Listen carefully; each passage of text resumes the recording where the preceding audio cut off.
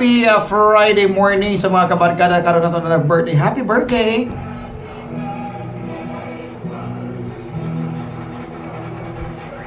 Alright. This Friday morning mga kabarkada natay specific nga pag-iskutan, no? Welcome sa tuang Real Talk. Kini ato ang hisgutan karon mga kabarkada. It's all about talking yourself, no? It's all about the value of yourself. And it's all about the kanang differences between sa imuhang kaugalingon onto other people. Now this morning mga kabarkada ato lang iklaro, no? Ato lang klarohon. Kada usa nato mga kabarkada naagid tay espesyal nga unique nga originality sa atong tagsa-tagsa. Even though yes, tinuod mga kabarkada nga panultihon nga there is new things under the sun. O walay mga bagong butang under kuno sa kanang kahayag sa adlaw.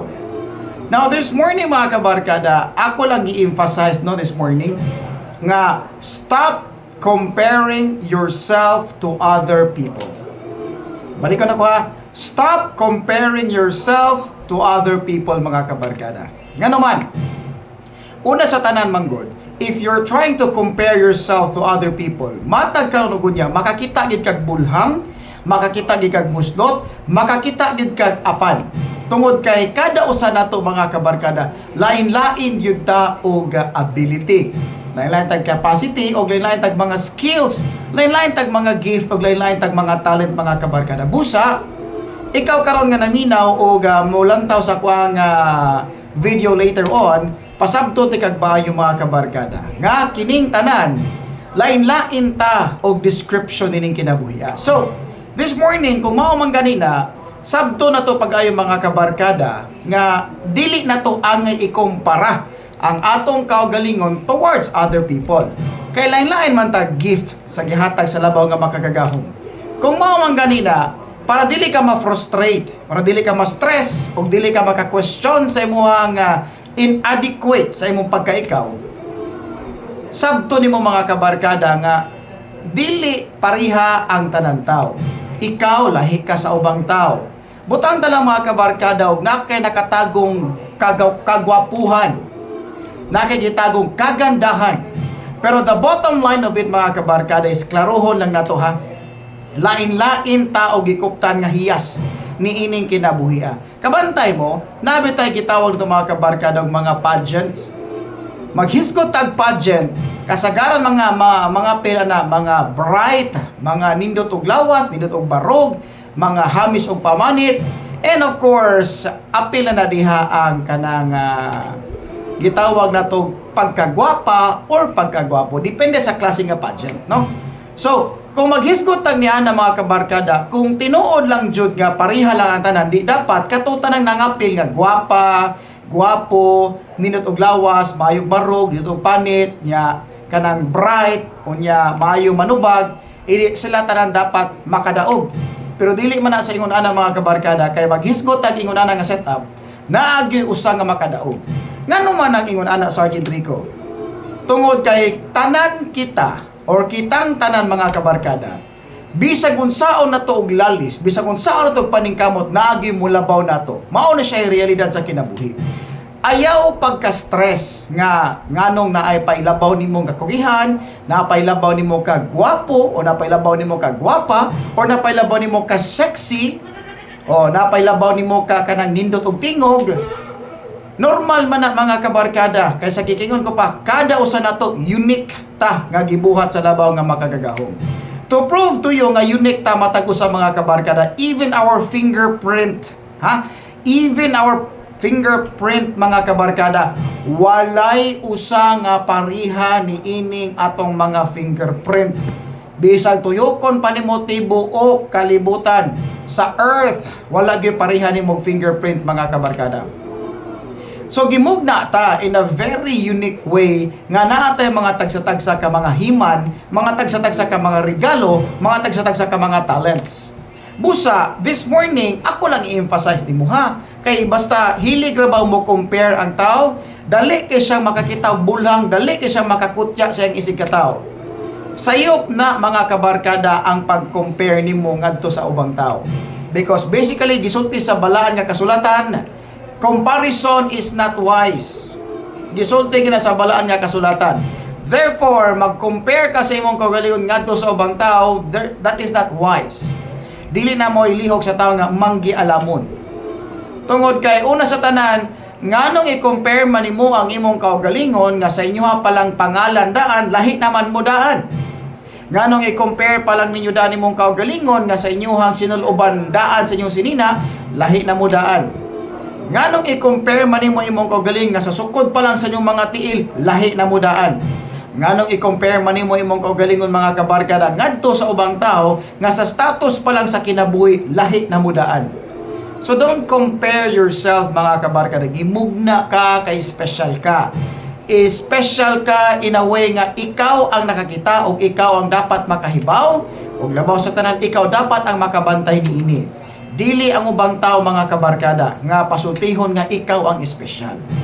On the first place, usa ka sa gitagaan o higayon nga magpakatao nining kalibutan na, usa ka sa pinili nining kalibutan na.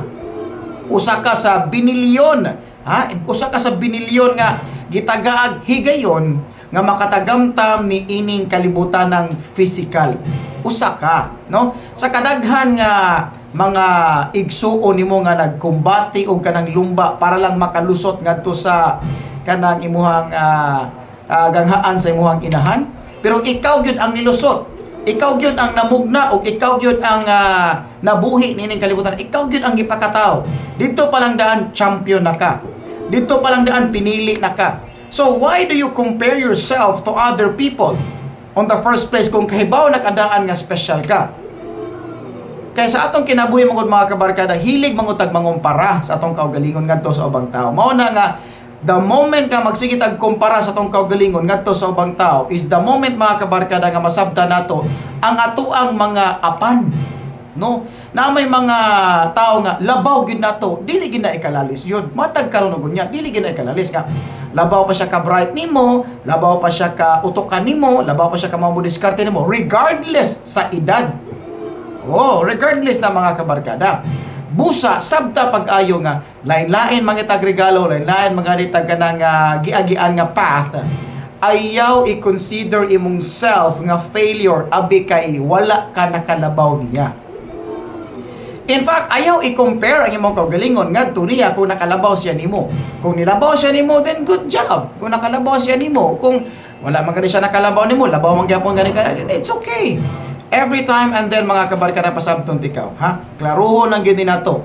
Dili ni palabuanay ang kinabuhi.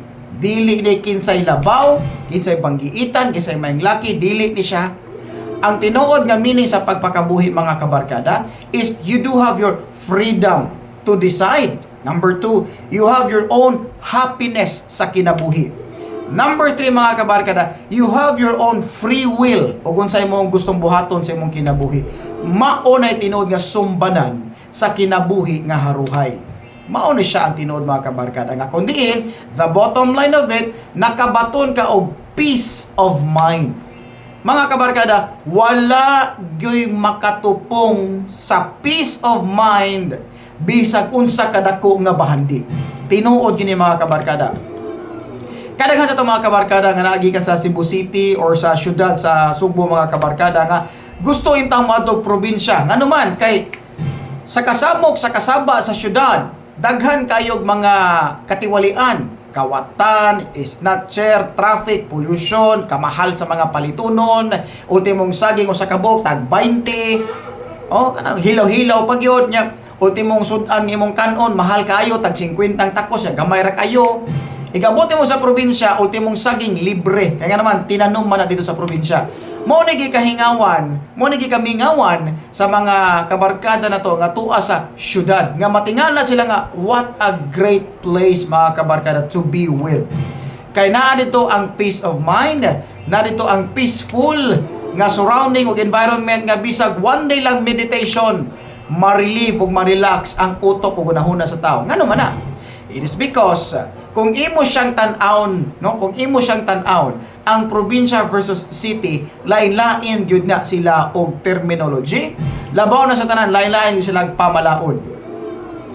Kung ang syudad na ay kaugalingon nga kasaba, ang probinsya na apoy kaugalingong kasaba O kani mo ni ang mga dagayday sa mga tubig gikan sa sapa, mga huni sa mga langgam, mga hungihong sa mga hangin nga mo kanang tampisaw sa imuhang dagway, o mga hungihong sa nagkadaiyang mga lugar niining ato ang kalikupan. Og labi na ka namang kaligsik dungog kay nato mga kabarkada, nindot kay ikatulog diri sa probinsya. Mao ni siya ang ato ang hunahunahon pagayo. Balikon nako.